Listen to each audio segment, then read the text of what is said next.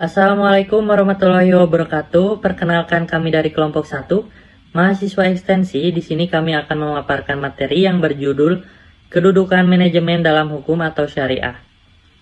Perkenalkan, nama saya Andra Maulana Irawan. Di sini saya tidak sendiri. Di sini saya ditemani oleh Risa, Irsal, Ilham, dan Opan sebagai pemateri. Langsung saja untuk mempersingkat waktu, kita menuju ke latar belakang.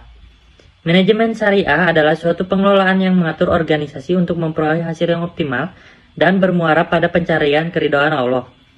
Biasanya istilah syariah selalu dikaitkan dengan keislaman. Untuk selanjutnya kita ke rumusan masalah. Yang pertama yaitu untuk mengetahui penjelasan tentang manajemen syariah dan konvensional. Yang kedua untuk menjelaskan tentang pendekatan manajemen syariah. Yang ketiga untuk menjelaskan tentang objek kajian manajemen syariah. Yang keempat untuk menjelaskan tentang detail sistem dalam Islam. Yang kelima menjelaskan tentang sejarah manajemen dalam sejarah Nabi. Yang keenam menjelaskan tentang manajemen sebagai bagian dari syariah Islam. Untuk materi yang pertama akan disampaikan oleh Risa. Di sini saya akan memaparkan materi manajemen sebagai ilmu. Ilmu berasal dari bahasa Arab yaitu al-ilm yang berarti pengetahuan. Ilmu merupakan sesuatu yang terus berkembang sesuai dengan perkembangan zaman. Begitu pula dengan manajemen sebagai ilmu yang dalam sejarah muncul dikarenakan adanya masalah-masalah dalam operasional organisasi atau perusahaan atau industri. Permasalahan tersebut seperti pemborosan tenaga kerja, produktivitas, waktu, materi, dan biaya. Pada era modern ini, manajemen sebagai ilmu dapat didefinisikan pula sebagai pengetahuan yang dijadikan bekal ketika seseorang menduduki suatu posisi atau jabatan, baik di suatu organisasi maupun perusahaan. Adapun syarat manajemen sebagai ilmu adalah sebagai berikut. Yang pertama, tersusun secara sistematis dan teratur. Manajemen sebagai ilmu harus terbentuk dengan sistematik dan memiliki keteraturan. Manajemen mempunyai suatu rangkaian proses aktivitas yang berhubungan satu dengan yang lainnya. Lalu yang kedua, objektif dan rasional sehingga dapat dipelajari. Manajemen sebagai ilmu harus bersifat objektif dan rasional dalam memandang suatu hal ataupun permasalahan. Bersifat objektif berarti manajemen memiliki parameter atau standar penilaian terhadap suatu hal sehingga dapat terukur. Lalu yang ketiga, menggunakan metode ilmiah. Pengelolaan suatu organisasi dengan segala permasalahan di dalamnya harus dilakukan secara ilmiah. Manajemen sebagai ilmu mengajarkan bahwa sebelum memberikan solusi hendaknya perlu identifikasi permasalahan yang disimpulkan berdasarkan data empirik yang benar-benar terjadi di lapang. Setelah itu, dibuat hipotesis terhadap penyebab permasalahan tersebut serta bagaimana cara penyelesaiannya. Lalu yang keempat, memiliki prinsip-prinsip tertentu. Henry Fayol menjelaskan terdapat 14 prinsip organisasi yang menjadi prinsip dalam manajemen.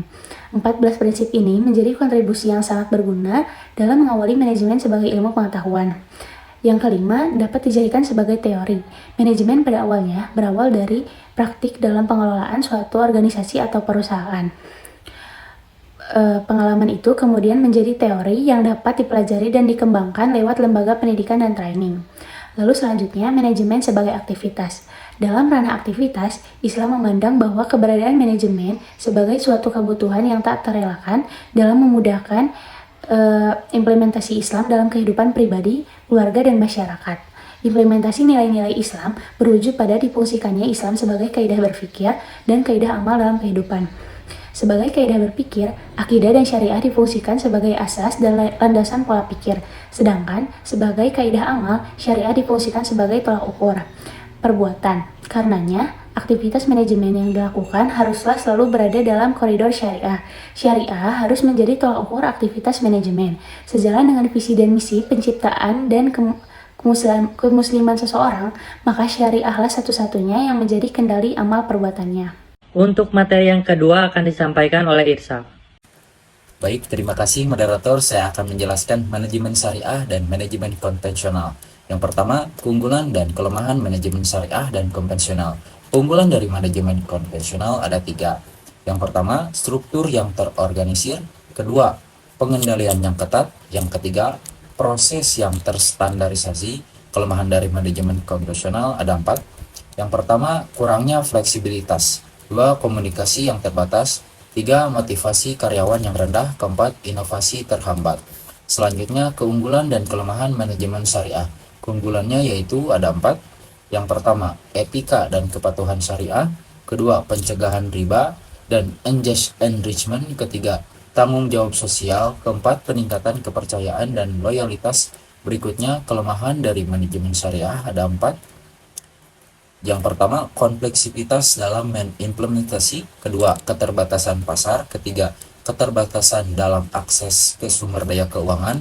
Keempat, kebutuhan untuk pendidikan dan pelatihan. Selanjutnya, perilaku atau tingkah laku. Perilaku adalah objek utama manajemen syariah karena ilmu syariah secara umum merupakan norma-norma yang mengatur tingkah laku manusia, baik yang bersumber dari Al-Quran, Sunnah, atau ijtihad. Menurut Hasanuddin tahun 2004 halaman 12, dengan tolak ukur syariah, setiap muslim akan mampu membedakan secara jelas dan tegas perihal halal atau haramnya suatu kegiatan manajerial yang dilakukan. Jika setiap perilaku dilandaskan tauhid, maka diharapkan perilakunya akan terkendali dan tidak menyimpang. Ketiga, organisasi atau institusi organisasi menjadi objek kajian manajemen, sebab keduanya tidak dapat dipisahkan satu sama lain. Sebagian besar dari hidup manusia berada dalam organisasi formal maupun informal. Menurut Bangun tahun 2008 halaman 1, organisasi tumbuh berkembang secara evolutif. Bagaimanapun bentuk, semua organisasi senantiasa berusaha untuk mencapai tujuan tertentu. Untuk materi yang ketiga akan disampaikan oleh Novan. Baik, saya akan menjelaskan objek kajian manajemen syariah. Manajemen syariah mempelajari perilaku manusia, organisasi, dan sistem. Fokusnya adalah bagaimana manusia bertindak dalam kehidupan dan organisasi dengan pendekatan syariah. Selanjutnya, saya akan menjelaskan pendekatan manajemen syariah. Pendekatan manajemen syariah terbagi dalam 3 aspek utama. Yang pertama, ada pendekatan tauhid atau akidah, yaitu menghubungkan manajemen dengan tugas manusia sebagai khalifah di bumi dan bertanggung jawab dalam menyebarkan kebaikan sesuai dengan perintah Allah Subhanahu wa Ta'ala. Yang kedua, ada pendekatan syariah, yaitu menekankan integrasi nilai-nilai ibadah dan muamalah dalam aktivitas manajemen, sehingga tindakan sekuler bisa menjadi ibadah jika dilakukan dengan niat yang benar. Yang ketiga, ada pendekatan akhlak, yaitu mengedepankan nilai moral dalam manajemen, di mana perilaku yang baik seperti kejujuran, integritas, dan kesungguhan harus ada dalam proses manajerial. Selanjutnya, saya akan menjelaskan detail sistem dalam Islam. Manajemen dalam Islam dapat dianalisis dalam beberapa komponen sistem, yaitu yang pertama ada input, yaitu segala sumber daya yang digunakan baik manusia, perangkat lunak, maupun perangkat keras dengan penekanan pada asal rezeki yang halal. Yang kedua ada proses, yaitu aktivitas terstruktur yang mengubah input menjadi output dengan ikhtiar dan niat yang benar. Yang ketiga ada output, yaitu produk dari proses yang dinilai dari hasil, baik kualitas maupun kuantitas, namun hasil akhir tetap ditentukan oleh Allah Subhanahu wa Ta'ala. Keempat ada outcome, yaitu dampak yang dihasilkan dari output dalam jangka pendek dan panjang dengan tujuan akhir menjadi ridho Allah Subhanahu wa Ta'ala. Yang kelima ada feedback, yaitu evaluasi hasil memperbaiki proses berikutnya, disertai feed forward untuk perencanaan masa depan. Yang keenam ada environment, yaitu lingkungan luar yang mempengaruhi sistem dengan kewajiban manusia untuk menjaga kelestarian lingkungan sesuai dengan ajaran Islam. Untuk materi yang keempat akan disampaikan oleh Ilham. Selanjutnya, ada sejarah manajemen pada zaman Nabi. Pentingnya manajemen dalam mengatur kehidupan manusia bukan hanya bersumber dari konsep orang barat atau non-muslim, akan tetapi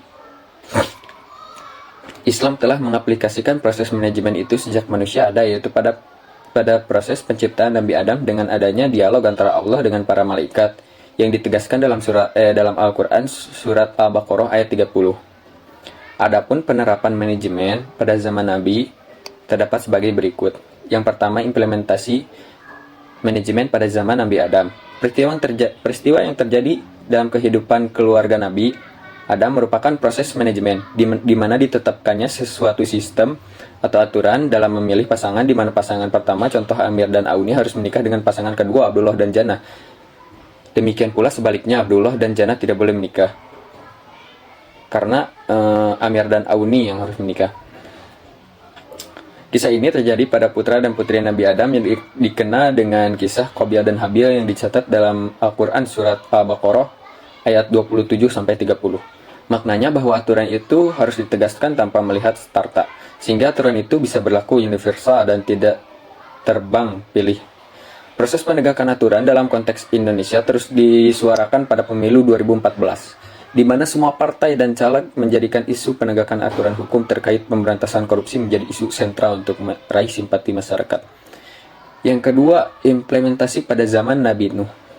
Nabi Nuh melakukan manajemen yang baik dalam proses berdakwah siang dan malam. Beliau berdakwah dengan penuh kesejukan, dengan jelas dan argumentatif.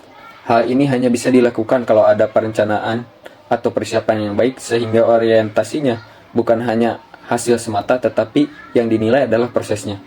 Keberhasilan manajemen dakwah yang dilakukan Nabi Nuh diabadikan dalam Al-Quran surat Nuh ayat 1, yang artinya, sesungguhnya kami telah mengutus Nabi Nuh kepada kaumnya dengan memerintahkan, berilah kaumku peringatan sebelum datang kepadanya azab yang pedih. Selanjutnya yang ketiga ada implementasi manajemen zaman Nabi Yusuf. Kisah Nabi Yusuf sebagai leader teraplikasikan pada dua sifat yang dimiliki, atau sifat hafiz dan sifat alim. Hafiz bermakna transparan, sedangkan alim bermakna kompeten dan dapat bertanggung jawab.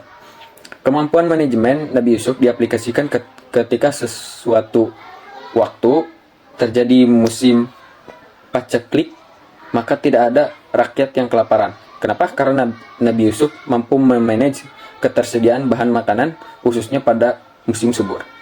Pemimpin yang benar adalah pemimpin yang berorientasi kepada kepentingan masyarakat dan bukan semata-mata pada kekuasaan. Dan kemampuan manajemen yang dimiliki Nabi Yusuf dijelaskan juga dalam Al-Quran surat Yusuf ayat 55, yang artinya, jadikanlah aku bendaharawan negara, sesungguhnya aku adalah orang yang pandai menjaga dan juga berpengetahuan. Selanjutnya, yang keempat ada implementasi manajemen zaman Nabi Ibrahim. Kisah Nabi Ibrahim dan anaknya Ismail merupakan cerminan aplikasi manajemen dan keimanan seseorang ayah tak kalah mendapat wahyu untuk menyembelih anak kesayangannya. Ketika Nabi Ibrahim akan melaksanakan perintah Allah, maka di sana ada proses manajemen yang terjadi, walaupun perintah ini bersifat mutlak, tetapi dalam proses pelaksanaan Nabi Ibrahim tetap melakukan proses dialogis supaya dijalankan dengan penuh kesadaran.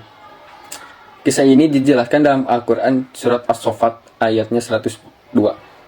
Artinya, maka tatkala anak itu sampai pada umur sanggup, berusaha bersama-sama Ibrahim berkata, "Hai anakku, sesungguhnya aku melihat dalam mimpi bahwa aku menyembelihmu, maka pikirkanlah apa pendapatmu." Lalu Ismail menjawab, "Hai bapakku, kerjakanlah apa yang diperintahkan kepadamu, insya Allah kamu akan mendapatiku termasuk orang yang sabar." Yang selanjutnya ada implementasi manajemen pada zaman Nabi Muhammad. Salah satu fungsi manajemen adalah menempatkan orang pada posisi yang tepat. Rasulullah Shallallahu Alaihi Wasallam memberikan contoh dalam hal ini, seperti yang dilakukan Rasulullah tidak mengangkat Umar bin Khattab sebagai panglima perangnya. Ternyata beliau dipersiapkan menjadi seorang negarawan, dan ketika seorang sahabat meminta jabatan Rasulullah Shallallahu Alaihi Wasallam tidak mengabulkannya karena Rasulullah mengutamakan penempatan yang berdasarkan the right man in the right place. Bahkan dalam sebuah hadis Rasulullah bersabda, apabila sebuah urusan diserahkan bukan pada ahlinya, maka tanggunglah saat kehancurannya. Hadisnya hadis riwayat Bukhari. Kisah-kisah tersebut mencerminkan implementasi manajemen dalam berbagai dimensi kehidupan, profesi, dan fenomena di masyarakat. Masih banyak kisah-kisah yang lain yang terkait manajemen yang penulis belum sempat dibahas di materi ini. Selanjutnya, manajemen merupakan bagian dari syariah Islam. Dalam pandangan ajaran Islam, segala sesuatu harus dilakukan dengan secara rapi, bersih, tertib, benar, dan teratur. Proses-prosesnya harus diikuti dengan baik. Sesuatu tidak boleh dilakukan secara asal-asalan. Hal ini merupakan prinsip utama dalam ajaran Islam. Rasulullah Shallallahu Alaihi Wasallam bersabda dalam hadis yang diriwayatkan oleh Imam Tabrani, sesungguhnya Allah sangat mencintai orang yang melakukan sesuatu pekerjaan dilakukan secara itqon. Itqon itu adalah tepat, terarah, dan jelas, lalu tuntas. Hadis riwayat Tabrani. Arah pekerjaan yang jelas, landasan yang mantap, dan cara-cara mendapatkan yang transparan merupakan amal perbuatan yang dicintai oleh Allah. Sebenarnya, manajemen dalam arti mengatur segala sesuatu agar dilakukan dengan baik, tepat, dan tuntas merupakan hal yang disyariatkan dalam ajaran Islam. Dalam hadis riwayat Imam Muslim dan Abi Ya'la, Rasulullah bersabda, Allah Subhanahu wa Ta'ala mewajibkan kepada kita untuk berlaku ihsan dalam segala sesuatu.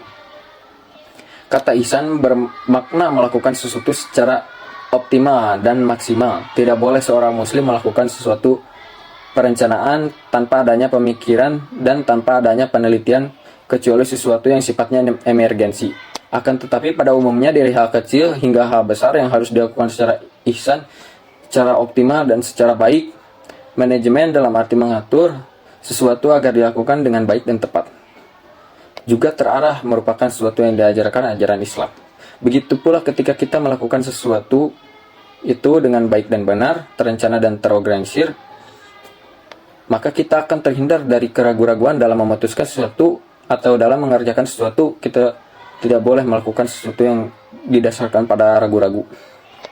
Sesuatu yang didasarkan pada ragu-ragu hanya bisa melahirkan hasil yang tidak optimal dan mungkin akhirnya tidak akan bermanfaat. Oleh karena itu dalam hadis riwayat Imam At-Tirmizi dan Nasai, Rasulullah SAW bersabda, tinggalkanlah oleh engkau perbuatan yang meragukan menuju perbuatan yang tidak meragukan. Hadis riwayat Tirmizi dan Nasai.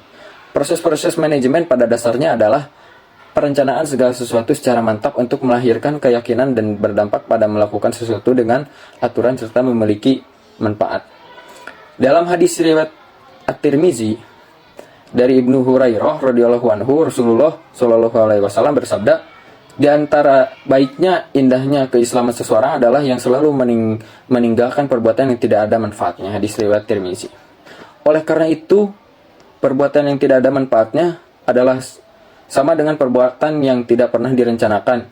Jika perbuatan itu tidak pernah direncanakan, maka tidak termasuk dalam kategori manajemen yang baik. Itu saja dari saya kembalikan. Untuk kesimpulan, manajemen sebagai ilmu yang dalam sejarah muncul dikarenakan adanya masalah-masalah dalam operasional organisasi, perusahaan, atau industri. Aktivitas manajemen yang dilakukan haruslah selalu berada dalam koridor syariah. Manajemen dianggap penting untuk menerapkan ajaran Islam dalam kehidupan pribadi, keluarga, dan masyarakat. Manajemen syariah berfokus pada pengolahan demi hasil yang lebih baik dengan mengikuti ajaran Islam dan mendapatkan keridhaan Allah. Di sisi lain, manajemen konvensional mengejar hasil maksimal dengan berbagai cara. Pendekatan dalam manajemen harus disesuaikan dengan situasi karena tidak ada teori universal. Pendekatan terhadap manajemen syariah melibatkan tauhid, syariah, dan akhlak. Manajemen syariah sebagai disiplin ilmu memeriksa perilaku, organisasi, dan sistem. Sistem dalam manajemen syariah membantu menjaga perilaku agar sesuai dengan ajaran, menghindari penyimpangan. Dalam pandangan agama Islam, segala sesuatu harus dilakukan secara rapi, benar, tertib, teratur, dan tuntas. Tidak boleh dilakukan secara asal-asalan. Ditetapkan berdasarkan Al-Quran dan Sunnah Nabi Muhammad SAW. Mungkin sekian dari kelompok kami. Mohon maaf bila ada kesalahan. Assalamualaikum warahmatullahi wabarakatuh.